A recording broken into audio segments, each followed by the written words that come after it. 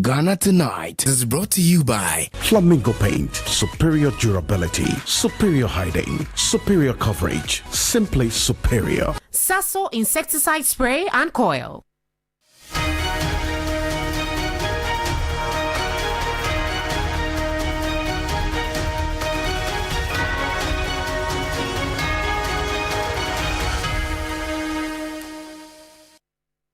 It's the beginning of another week. Good evening, welcome. This is Ghana Tonight. We're live from Manusabata, Desawe, Kanda, also live on TV3 Ghana on Facebook and on DSTV channel 279. We're all across the world on 3news.com. Tonight, Attorney General Dr. Dominic Koretinge Ayene defends the discontinuance of the case against Dr. Kwabena Dufour and others, citing delays, limited recovery prospects, and a settlement aimed at maximizing state returns. Stay with us. We've got a conversation tonight as we look closely at exactly what the details of this resettlement, or as it were, the demands of accountability really is of the Attorney General here on Ghana Tonight. Also, we've got updates on high-profile corruption probes as the Attorney General discloses fresh developments in the oral cases, investigations near completion with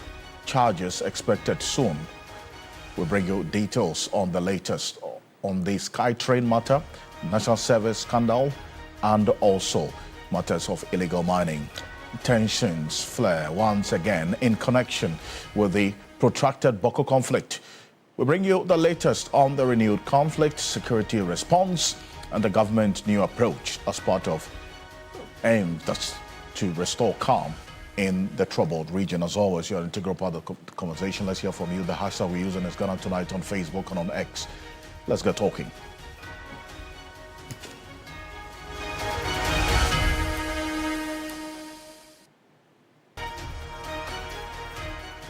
Well, let's settle for Ghana Briefs.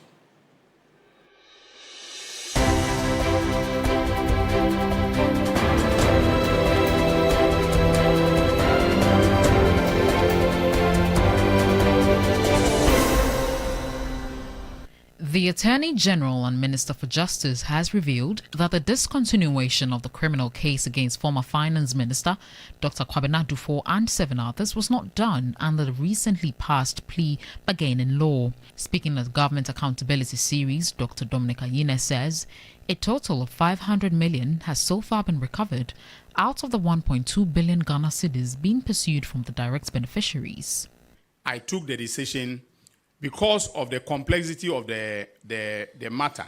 We merged the civil, okay, as well as the criminal aspects of it, okay, for purposes of a holistic negotiation that will result in an agreement. Those who instituted the criminal proceedings did not foresee the possibility down the line of recovering assets and never engage in any asset, recovery process. They did not trace, okay, to find out what assets were in the hands of third parties, including those who were in court.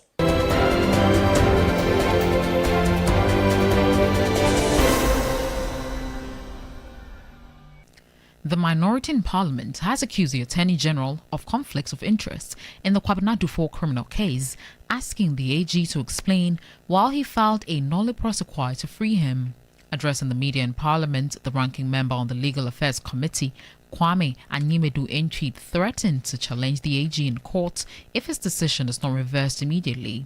Does the Attorney General have the right, in law they say so motu, to free offenders at his own discretion? The learned Attorney General has obviously forgotten the theories of prosecution and punishment. We therefore call upon the Legal Counsel and Bar Association to investigate potential breaches of legal ethics and professional conduct.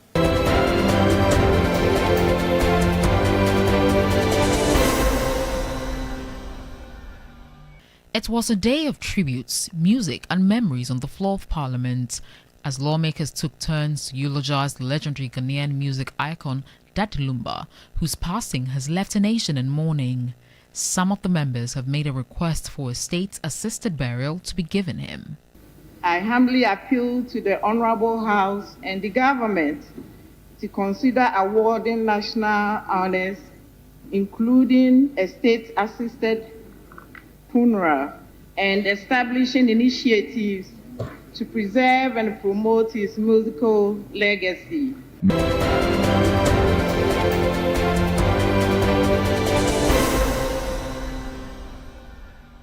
President John Mahama has announced the acquisition of over 600 pieces of agricultural machinery to support the establishment of 11 out of 50 planned farmer service centers across the country. Speaking at the launch of the National Agribusiness Dialogue, the president stated that this initiative is part of government's commitment to boost support for farmers nationwide. The Minister of Finance has given the go-ahead for the acquisition of over 600 pieces of agricultural machinery and equipment for the setup of 11 out of the 50 farmers service centers to be located in farming zones around the country. These tractors and equipment will not be sold to farmers as we did in the past. They will be stationed at strategic farmers service centers to provide mechanization support to farmers. The government is also going to give preference to products manufactured in Ghana. In the short term, import duties on agro-processing machinery will be waived to lower cost.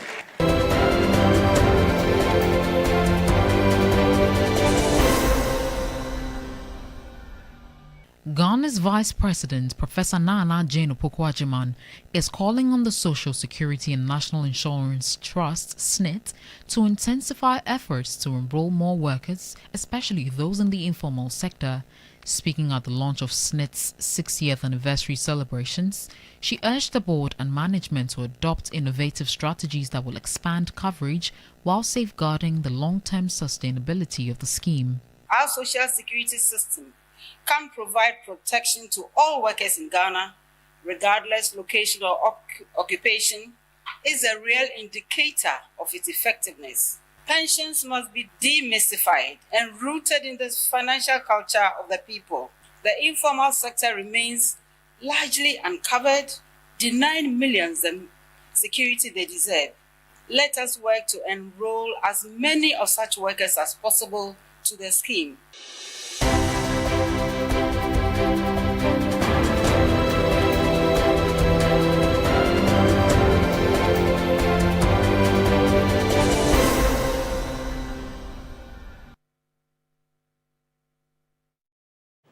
Well, there's more news on 3news.com. Make some time and visit 3news.com. This is Ghana Tonight. We're live on 3FM 92.7. Also on TV3 Ghana on Facebook and on YouTube as well. And also on DSTV channel 279. As always, proudly brought to you by Flamingo Paint, Simply Superior, Sasso Insecticide Spray, and welcome to Preco. Coming up next on Ghana Tonight. Tonight, the Attorney General, Dr. Dominic Ayine, defends the dropping of the case against Dr. Kwabena Duffuor and others. We'll take a closer look at this deal that the Attorney General gave details of earlier today at that press conference. That's the Government Accountability Series, and also the questions that have been raised about that particular detail that he gave. But that's what we're going to get into right now. Earlier today here on TV3, we brought you that live coverage of the Government Accountability Series where Dr. Dominic Ayine, the Attorney General, gave details and essentially trying to defend that decision he took to file a nolle prosequa in the case of Dr. Kwabena Duffuor and the 7 others. This is what the Attorney General said about this, the matter of the settlement, and then also the deal that essentially he reached with Dr. Duffuor in this particular case. Take a look.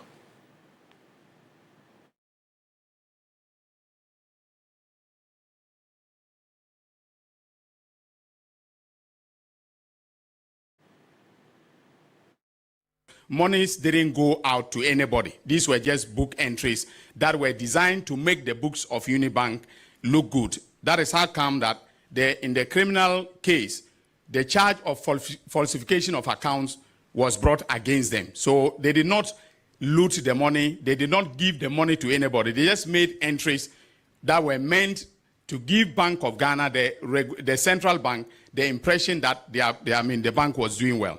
Okay. Then the exclusion of 0.3 billion relating to Unibank's placement with a SEC-regulated, SEC-related company currently in receivership, which is being pursued separately through the insolvency proceedings. After prolonged negotiations, the accused persons, by a letter dated 7th May 2025, made a proposal to settle the revised outstanding obligation of 3.3 billion Ghana cedis through a structured approach. The accused persons offered to pay 2 billion Ghana cedis in full and final settlement of the outstanding obligations through the following arrangements: 800 million worth of assets to be transferred directly to Unibank, which is in receivership, which will now make that available to the Bank of Ghana. And then their active cooperation and participation to assist the receiver to recover an additional 1.2 billion from the direct beneficiaries paid out on their instructions. Out of the above arrangements, the accused persons have provided landed properties valued at 824 million Ghana cedis to Unibank, that is, in receivership. Further, in other words, indirectly to the Bank of Ghana or the Republic of Ghana. Further, the accused persons will be responsible for any shortfall in the proceeds realized from the sale of the landed properties. A total of 0.5 billion has to date been recovered out of the 1.2 billion being pursued from the direct beneficiaries.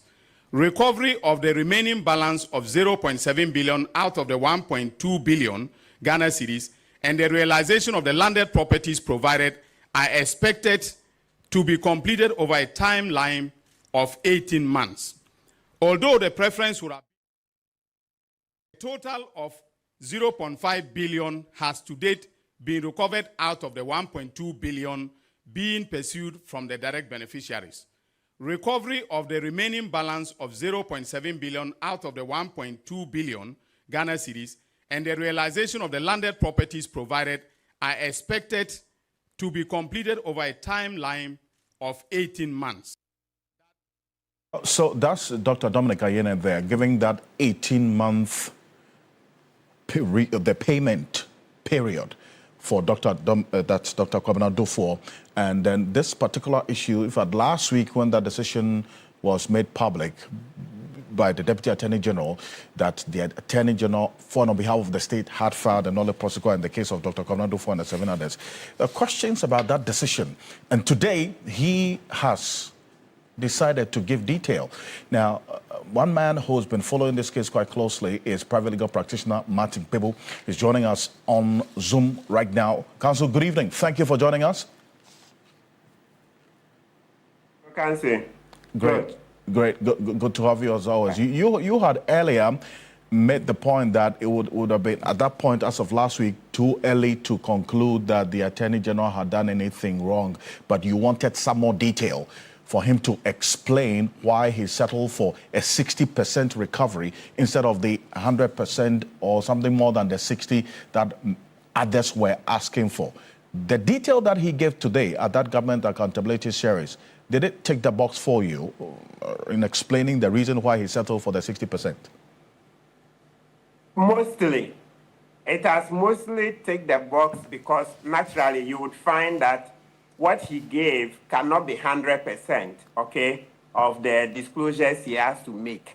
But at least it's a good start. And that's exactly what I saw to say on the 22nd of July last week. That was last week when the information came out that he had decided to do a threshold of 60%. I mean, it was so obvious that, right, having sacked the previous administration for gargantuan corruption, I couldn't have done so much corruption openly, right? Yes, I know he's human, but it just looked too early and too open for this to be an avenue of corruption. So I knew that, no, it would be better to err on the side of caution than to start going for the jugular, that this is another corruption deal, this is another corruption deal, like some people say. It was simple. Since he himself admits that the information he brought out last week, Tuesday, was scarce, it meant that then he had to come back with further and better particulars. And that's what a lot of us kept saying. And I also was very clear that I was embracing what he had brought out so far because I knew that, listen, the details would only come to confirm what he had done.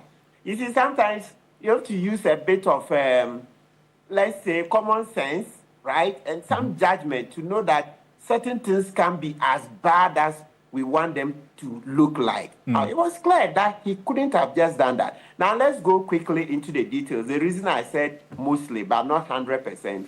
So you see that he was giving us the ballpark figures. That's the totals, big sums. He says assets of what? 824 million. That's what the Dufours are giving, right? Then there is 1.2 billion that should be recovered from those who benefited from that 1.2 billion. And out of that 1.2 billion, 500 million has already been paid. So we are left with 700. And that, out of that, so for that 700 million, the Dufours are going to cooperate with the receiver, etc., to bring in that 700 million. So you see why I said that mostly, because for these ballpark figures, these totals, in future, he's going to have to break them down for us to further scrutinize. So this is an ongoing exercise because he says there's a timeline of 18 months for the balance. He has also mentioned that for the first 824 million that is being transferred to Unibank, in the event that so those, that's not cash, they are assets. So he's saying that in the event that we sell the assets and we don't get 824 million, the Dufours, that's Kwabena Dufour and his other companies and son, they would be responsible for paying the shortfall. So that's to say, if we sold and realized only 700 million, then it means that they will cough up 124 million extra, right, to make up. So this necessarily would involve the Attorney General giving us more updates as we go along. And as I've said several times, transparency is the touchstone of our Constitution. You go to Article 37, the Directive Principles of State Policy is there. And if you go to the Supreme Court decisions, there are many. One of them is Kwebu number 2 versus Attorney General number 2, etc. The Supreme Court has repeated ad nauseum that transparency, probity, accountability, freedom, justice, those are the values that undergird, okay, that anchor our Constitution. So what the Attorney General is doing is really bringing to life, bringing to practice the values of our Constitution, that there should be as much transparency as possible. That point about the transparency that you make is where I'm going to stay on, because he has set a certain ball in motion.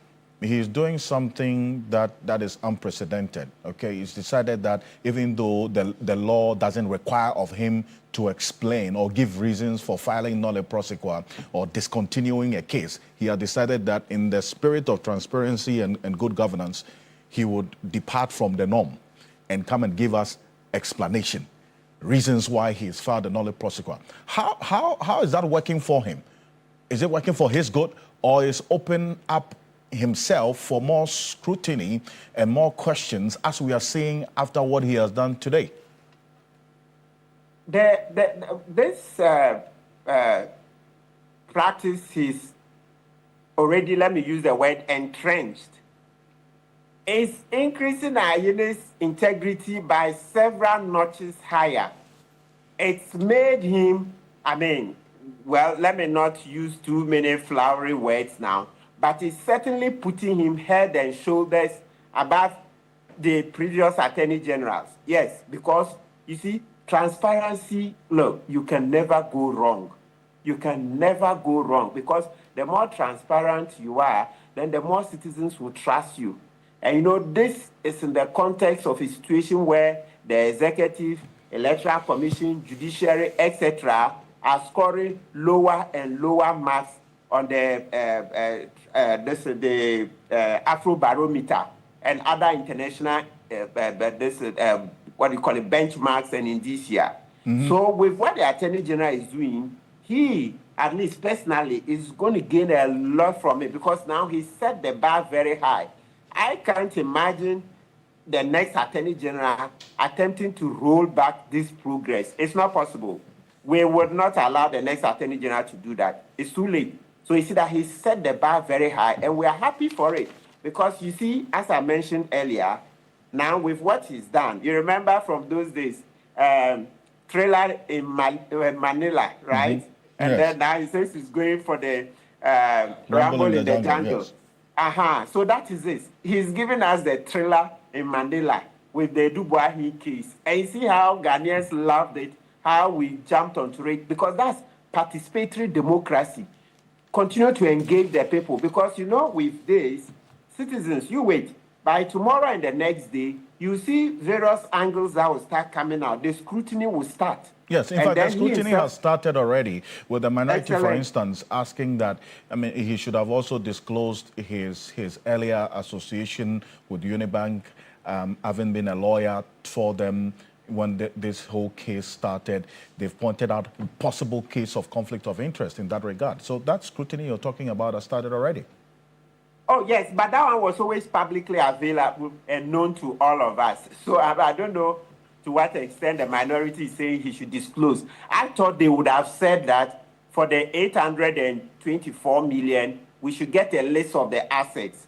For the 500 million that has been paid. It's one of the demands. It's one of the demands as well. Yes. So we shouldn't start with the conflict of interest at the top because we don't get that far. It was always known that he was lawyer in that case, etc. Right? So this is the participatory democracy that we are involved in.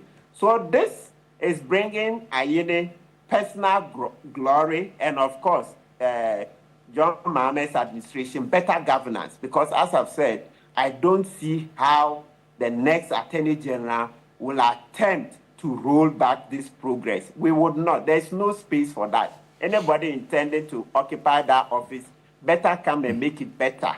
It won't go back. You would expect that any Attorney General after Dr. Dominic Ayene will continue to give reasons for filing nolle prosequa, even though the law doesn't demand them or require them to do so. Absolutely.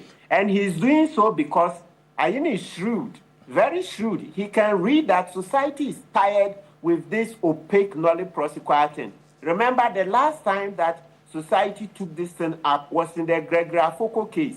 You could see that the prosecution had lost the case, and then last minute, the judge was about to then give the instructions to the jury, right? But because the prosecution saw that they had lost the case, then they entered nolle prosequa. You see that we're angry as citizens. Gregory Afoko, led by Osafo Boabe, went to the Supreme Court. Then the Supreme Court said, well, if you have evidence, then that's when the Supreme Court can question the nolle prosequa. But if you have no evidence, the Attorney General is not bound to, give reasons, right? But you see that they refer to other jurisprudence, South Africa, etc. We were independent long before. South Africa, they lived under apartheid. How come today they are ahead of us, right? So Ayene, yes, he took the initiative. We'll give him all the credit. But you can see that Ayene is a reflection of our society, that we're tired of this opaque nolle prosequa. That's to say the Attorney General can terminate a criminal case and not give any reason. We're tired of it. So Ayene is just reflecting society. But of course, we are very grateful that he's been that bold. And as I said, there's no turning back. Right. There's no turning back. Council, I know you got to leave us a bit, but the likes of Adam Senano, co-chair of the Citizens Movement Against Corruption, he's going to be joining us in a bit. He has indicated that why 60%? And the Attorney General responds with that answer that it would be unrealistic for anybody to argue that 100% could have been recovered. He says, from the anti-corruption perspective, that's not an answer that would wash for him, to the extent that why not 70, why not 80, why not 90% and 60%? and that in his view, if it continues this way, the Attorney General will be setting a precedence for others to go on the same path of, looting or taking state funds and acts of corruption. And when they are caught in that web, this agreement of 60%, because yes, it is unrealistic to expect 100% recovery. What do you say to that? Well, look, let's say, in principle, I agree with Adam Senanu that we can get more. In principle, I agree. But let me tell you the way I see it. It's slightly different, or maybe there's a major departure. But the principle of his argument, I agree. You know what? Look, you don't need to look into the crystal ball to see that this is not the end of the Dufours, all right? They are NDC. And, at least NDC has 4 years. I can see that based on work they've done in the past, etc., just to make the point quickly, they will get business. So they are going to be on their feet very soon. So we'll beg Dr. Ayuni that, thank God that even if they finish, look, citizens are asking that because we want 100% recovery, they should come with a clause that, look, if the Dufours ever get their banking license back, then for every year that they declare a profit, and of course, to avoid a situation where they don't want to declare a profit, we can tweak the thing. But to make sure that if they are running well and they get any money above their fixed cost, okay, fixed cost, we are looking at their buildings, staff remuneration, etc., right? So if they make money beyond that, we should get a certain percentage, right? Maybe even if it's small, but then it will be relaxed over the years, because I can bet you, Mr. Ocansey, this is not the end of Dr. Kwabena Dufour and his sons and other children, right? So let's put in a clause. Ayeni should, we can put in a clause that for every year, that's as and when they get their banking license out, or if it's not banking, like any other business that they are going to start doing. Right. And as I said, we will not say just pure profit, but we should say, in business, that's what we call the fixed cost, the variable cost. If we tie it against pure profit, it can take long before we get further money. So we'll look beyond the fixed cost, then we get a certain percentage gradually. We shouldn't kill the business. But as long as they are in business, we'll keep getting something small. So even if it takes 10 years to get the remaining 60%, I think Ghanaians will be happy. And I'm sure the Dufours will be happy to do that, so that 100 years from now, their forebears will be happy to say that, look, my great-grandfather paid back everything. Yeah, so that's the new chapter. But it cannot be 100% today. No, if you said 100% today, for now, it doesn't appear we have enough facts to say we should get 100% today. But as you've indicated, you said this is not the end of it. Even if it's 60% recovery, you expect some things will come up and then further recoveries will be made.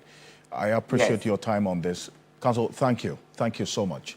Thank you for joining us. Matik Bibo is private legal practitioner. He's been following this case quite closely. Dennis Baberi Wadam Esquire is with me in the studio. We're going to get into the details in terms of putting figures to the entire arrangement that the Attorney General put out earlier today, just for the uninitiated. They follow us every step of the way. But the minority addressed a press conference earlier today, just a few minutes after the Attorney General addressed the press. Dennis Baberi Wadam Esquire is with me. It's good to have you. Always a pleasure being here, Alfred. It's the beginning of another week of legalese. And the AG is already hitting the ground running. Absolutely. Now, let's walk every step of the way, okay? Yeah. With this arrangement, the breakdown of this deal with Dr. Kwabena Dufour and the others. So the Attorney General today has been speaking a lot of numbers and money. But of course, this is just a snapshot of all that he's been saying, to the effect that, there's been reason, and they've looked into the books of the receiver who is handling the now defunct Unibank, and they've come to the table to look at the numbers together, and they've reached an agreement of some sorts as to how to progress moving forward, how much should be paid, how much should not be paid, and all that. So when you look at what we have on the screen right now, you see something like original reported exposure. That's, in its basic terms, would mean that after looking at the entirety of what they were dealing with, which includes the criminal component of what the directors of Unibank was going through and also the civil matter, the liability at stake put together was 5.7 billion. Now, having gone further to discuss at that round table, like I indicated, the Attorney General and the government on one side, together with the receiver, then the directors of Unibank together with their lawyers on the other side, when they started looking at the numbers, they noticed that there were some monies that the directors disputed, together with their lawyers disputed, to say that it should not have formed part of the total liability for which they either were standing trial in respect of the criminal matters or in the civil suit. So that you would see an alleged fictitious bank book entries, which the Attorney General explained that these really did not result into any proper liability for which it was disputed. So they took that amount out of the 5.7 billion cedis. Also, there was also some amount of money in respect of some 300 million, that's the 0.3 billion you see here, which was said to be a placement with Uni Securities. That was also disputed, and that was agreed to be taken out of the 7.5 billion Ghana cedis. I see. So that meant that the original figure of 5.7 was revised, having taken out these two figures, 2.1 and then 0.1 billion. So it leaves us with 3.3 billion Ghana cedis as what was the revised exposure or revised liability. Right. Now, the proposed settlement from the lawyers together with the directors of the bank was that they would pay 2 billion in settlement.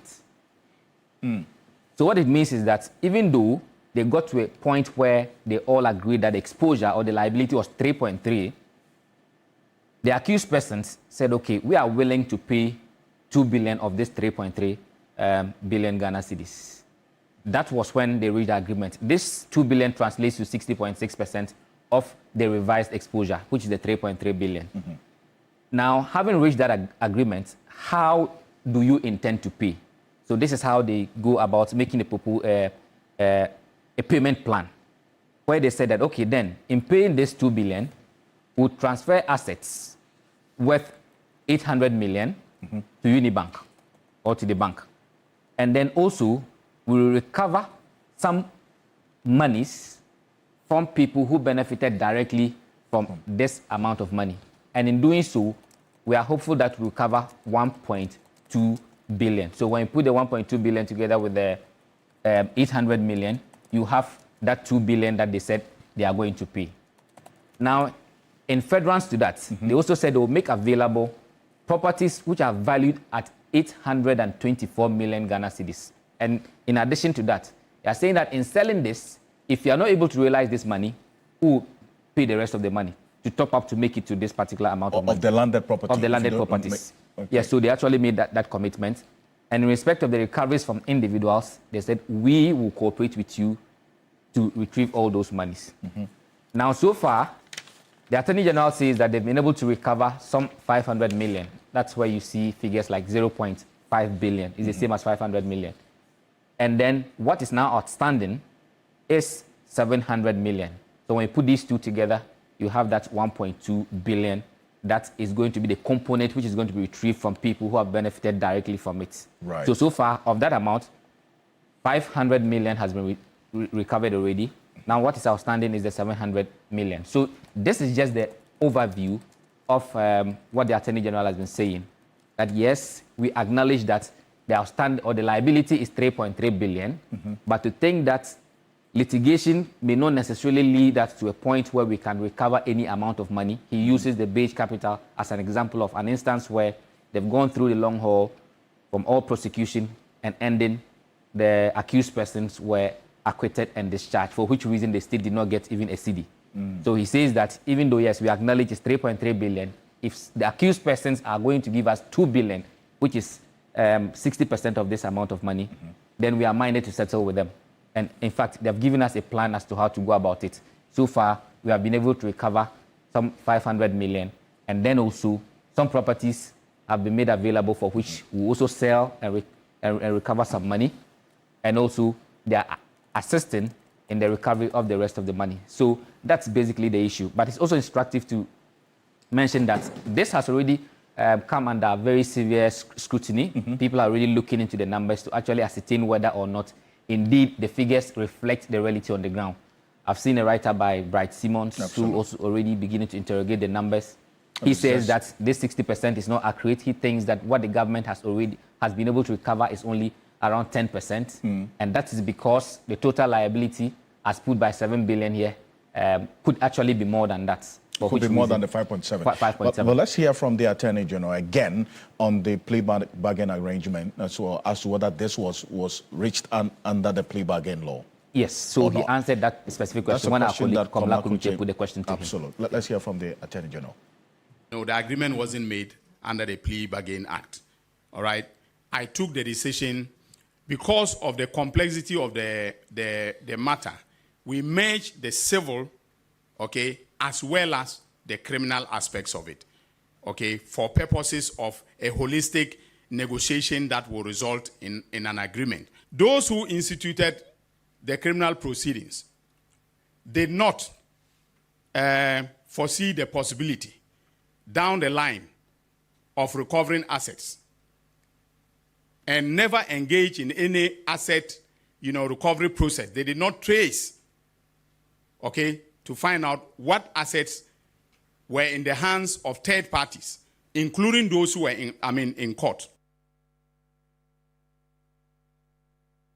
Well, so that's the Attorney General, Dr. Dominic Ayine. Then, Dennis, you were talking about already he opening himself up for more scrutiny because what he's done, and you hear lawyer Matic Bebo, commend him for the bit about some unprecedented act of explaining why he is filed a nolle prosequa, which you are an officer of the court. This is not binding on the Attorney General so to do. Yes, he has chosen to be explaining to us in the spirit of good governance, but then again, it comes with other repercussions. Yes, it does, and I think he made this publicly when he first addressed the public on some of the things that he intended doing. But Alfred, what he just explained, how he could not come under the plea bargaining deal, and because part of the matter was civil and part of the matter is criminal. We know it's in the criminal matters that you usually will go under plea bargaining law. In civil matters, what typically parties will do can seek out of court settlement where they can have their settlement terms adopted by the court. So now what he's done, that in itself has already, there are already questions on it as well because people are asking, so if this is what you did, what are the guidelines? Right. But he further explains that it is within the mandate of the receiver to do what has been done. So yes, the scrutiny is out there, people are asking questions, and that's largely because the Attorney General has decided to open himself up for all of this. He could have decided, like you rightly stated, that yes, it's a nolle prosequi. The law says that if I do so, I am not under any obligation to explain. But he has done so. So he just has to roll with it. And indeed, he indicated that in the coming days, more updates will be given in respect of this because, remind you, the payment plan is in 18 months. So what it means is that the public should be carried along as to how much this money will be covered. You have a very, very important point there. Senator Adam Senano is the co-chair of the Citizens Movement Against Corruption, is joining us on Zoom. Senator, thank you for joining us. I just referenced a position that you had espoused earlier when we spoke earlier today, that yes, even though there's been some explanation from the Attorney General on the decision to file this nolle prosequi and this Dr. Dufour case, there's a lot more that you needed. Why is that? Well, yeah, being transparent is important. Indeed, from a good governance perspective, we actually would require that anti-graft agencies, whether state or non-state, as frequently as possible give information. That's the only way we can make progress. So it's a good thing when the Attorney General seeks to be transparent. Yet the accountability bit, there are aspects which are very concerning. There's still no clarity how he and his team arrived at the 60% in this instance. And I think it opens him up and the entire team to questions, because then you are wondering, how will they manage future similar cases? I'm actually intrigued. Why did they choose to start with this particular case, plea bargain case, knowing the historical affiliation of Mr. Dufour with the party? It was bound to raise eyebrows and questions. So how many other such cases are there? Weren't there others where you have individuals who are more neutral, really don't have anything to do with the party that they could have started with and then demonstrated that there was good reason why we are targeting 60 and what have you. And yes, the other question you raise about does it mean you drop charges is one that is also outstanding, because in his own narration, he talks about the 2.1 that appears to have been cooked, the books appear to have been cooked. Now, if you're aware about that, do you then proceed to drop charges? Doesn't that raise a red flag? So more questions are being raised in respect or in response to this presentation he did today. And so the accountability bit and whether these actions are not setting precedents that would, reverse the progress that has been made so far and open us up to other persons and groups negotiating 60 out of 100, and that may not augur well for retrieving assets and resources for the states. I see. The commendation that you give for that act of transparency, and I'm sure you were watching, also made that similar point. But I just want us to recall what the minority said at the press conference after the address by the Attorney General earlier today. They made a few demands. This is the minority earlier today. Take a look. Ghanaians, including us, the minority in Parliament, have since been wondering the legal basis for the entry of a nolle prosequi in the suit under reference by the learned Attorney General. Has Dr. Dominic Akuritenga Ayine in the past acted for Dr. Kwabena Duffuor and Unibank? In the case of the Republic versus Kwabena Duffuor and 7 others, is Dr. Ayine now the Attorney General of the Republic of Ghana? The deputy referred to him as the Attorney General, and today he has granted a press conference acknowledging that he gave out the press release and he tries to justify why he entered the nolle prosequi. Ghanaians would want the Attorney General to explain to us in full the extent of conflict of interest using Dominic Ayine as defense counsel and Dominic Ayine as the Attorney General. Does the Attorney General have the right, in law they say so motu, to free offenders at his own discretion? The learned Attorney General has obviously forgotten the theories of prosecution and punishment. We therefore call upon the Legal Counsel and Bar Association to investigate potential breaches of legal ethics and professional conduct. As a minority in Parliament earlier today addressing the press, just minutes after the Attorney General gave that detail, and Ms. Ananu, quickly before I let you go, on that bit of the conflict of interest that they raised, Matik Bebo earlier made the point that yes, it is inconsequential to the current state of affairs because that happened and this is public record that he did serve as lawyer to Unibank in this particular case previously, but then he is Attorney General now. I want to find out your thoughts about whether or not this path of possible conflict of interest has any merit in there. Well, yes. I mean, the constitutional position is that public officers should not put themselves in a position of potential conflict of interest. So when it even appears, there's an apparent likelihood of. In this instance, yes, he's not dealing with him as a client, but wasn't it possible for him to have recused himself in this particular instance and some other, senior hire, maybe the deputy AG, be the one leading it because of the historical records? And these are things we just have to be mindful about. For the optics and for the ethical reasons. So yeah, there's somebody will need to go through it and say, well, there was not even the potential of conflict of interest. But once he had been a client, there's every reason why somebody can logically say, listen, even if you handle different cases and you are neutral objective, shouldn't you just get somebody else who doesn't have any form of relationship, past or present, with the individual to be the figurehead in this particular instance? Doesn't take away the responsibilities for other cases. So I would not begrudge the minority for saying that there is that potential, because in reality, yes, relationships are relationships. Even though from a professional perspective, it doesn't suggest that by all means Mr. Ine would, not act professional. I think that he's a professional himself, but it probably would have served the public good if he was not the most, senior person involved in this particular case. I appreciate your time on this. Thank you very much for joining us. I'm Senano, the co-chair of the Citizens Movement Against Corruption. But beyond this Uniban case, there are updates on other cases that the state is pursuing, including matters relating to oral and all that. Yes, so in the matter of the Republic versus Kobna Duboahe, the former National Signals Bureau boss, trial is ongoing.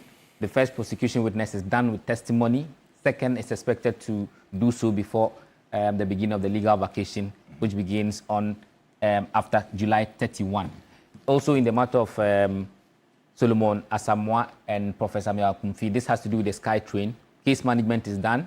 That they would have been in trial, but for delays due to medical excuses, lawyer changes, and also trial is expected to start before legal vacation starts. We are going on vacation on Friday, so Thursday will be the last day. So what it means is that all trials, if not for vacation courts, will have to be on hold until the term resumes in October. We also have the matter of the National Service Authority. Mind you, the Attorney General had said that he was going to file charges in July. Right. Now that he's running out of July, he's indicated why that has to be the case, because there's been some discovery of new evidence. He also mentions that 8 suspects, including 3 former staff of the National Service, are seeking plea deals to testify in the matter. There's also the cases around oral, which include the mathematical set, All African Games, and RIP, that they are awaiting NIB investigative reports in coming weeks. There's also the matter of Wound to Me, the one that is before IOCO, that IOCO investigation is completed. Results will be announced soon on the way forward. Also, in the matter of Abdul Wahab Hanan, who is the former CEO of the Buffer Stock Company, IOCO investigations complete, awaiting announcements, and that's of Wound to Me again. You know, Wound to Me has 2 cases, one before the CID and the other one before IOCO. In respect of the one before the CID, that the CID investigation is completed, charges prepared, and sent back for suspects to be arraigned soon. So in the coming days, these are matters that the Attorney General will have to be dealing with. So this was just by way of update from the Attorney General. That's some good stuff, Dennis. I appreciate you, as always. Now, this is Ghana Tonight. We're back shortly after this quick break. We head straight to Boko, and we'll hear the thoughts of a security analyst on the way forward. Stay with us.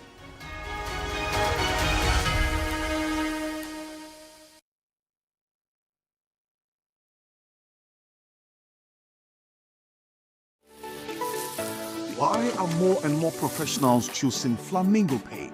As an interior decorator, I aim for that beautiful, elegant look.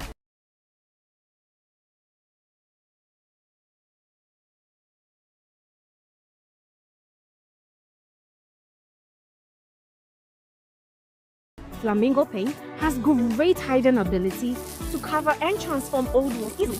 Impressive. For me, as a professional painter, because it is small paint, I paint huge area, meaning more profit for me. Great value for money. As an architect, Flamingo paint with its power research and solid proposition guarantees durability for all my buildings.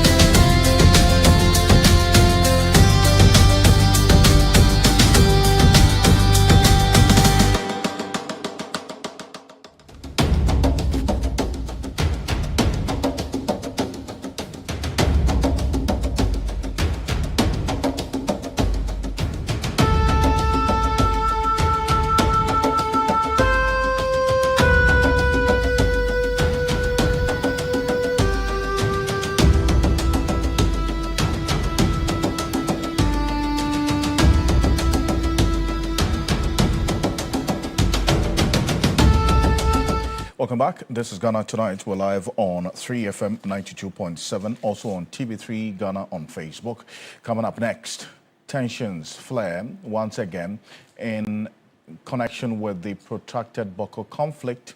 Now, that's coming up next. We'll bring you the latest and also the perspective of a security analyst on what has to be done going forward to restore lasting peace and calm in the Boko enclave. Though that's the focus tonight on what is happening in the Boko area here on Ghana Tonight. Remember, we're live as well on 3FM 92.7, also on TV3 Ghana on Facebook. Now, what we're learning right now is the reaction of the paramountcy to the government's statement yesterday. They're not too happy about it. And Colonel Feso Sabuaji, retired, who has been following this case quite closely over the period, has also joined us on Zoom right now. Colonel, good evening. Thank you for joining us here on Ghana Tonight. First of all, I want to find out your thoughts on the latest development with the killing of these two students and then also the closure of schools in the area and this latest attacks and the violence in the Boko area, taking into consideration the ongoing mediation talks led by Otumfuose to the second. What should be the most potent response to this latest development? Well, it's a very tricky question. But first of all, let's start from where we are. We are at a point where in late 2023, the state was oblivious and allowed the installation of a rival Boko chief, which led to the escalation that we saw in early 2024, which then prompted the previous administration to deploy a task force of 500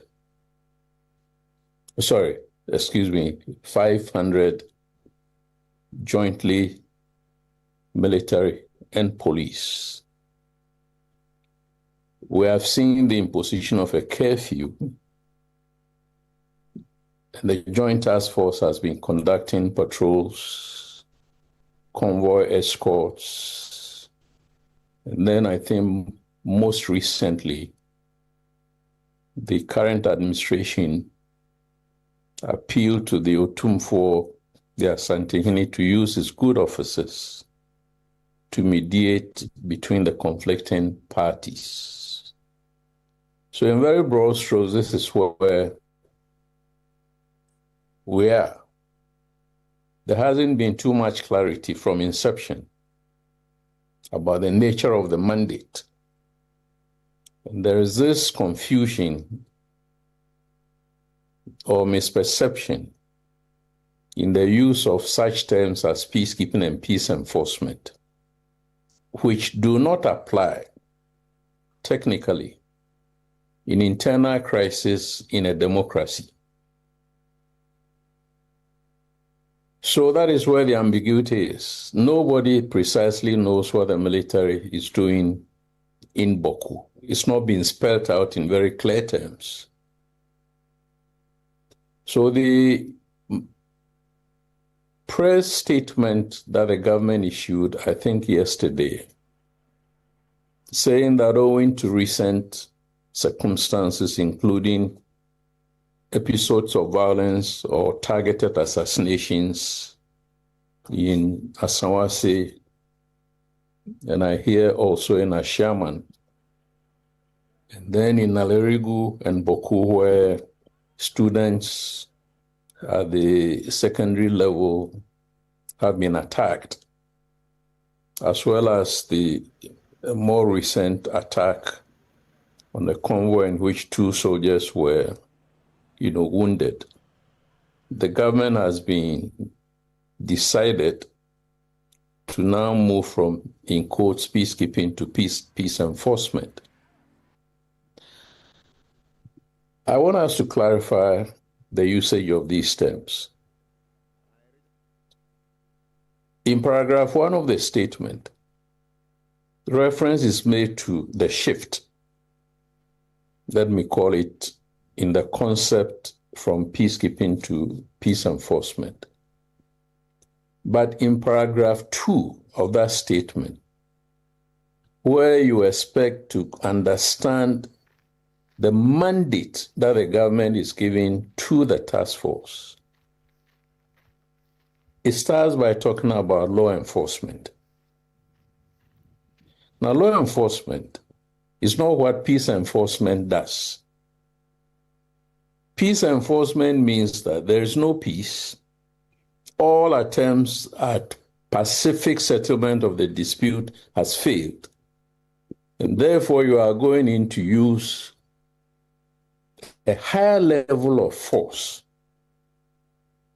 And the state is now allowing the armed forces to use that kind of force, which will imply fatalities.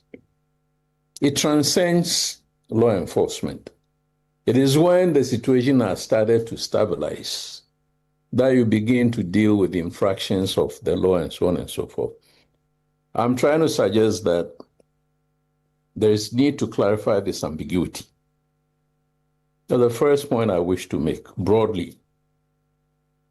But I started by talking about the deployment of this task force.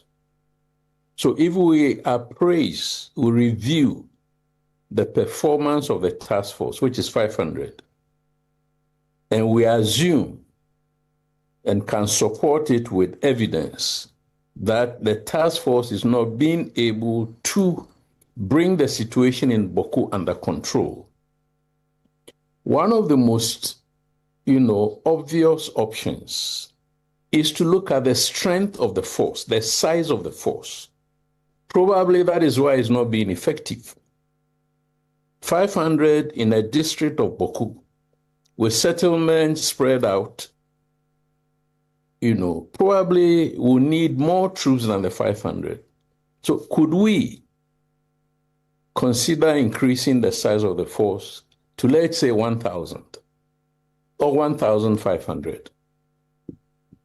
Force augmentation is one of the mechanisms for controlling internal crisis like the type we have in Boku. And I don't think we have exhausted the strength of the Ghana armed forces, that we cannot deploy any more troops to the conflict area.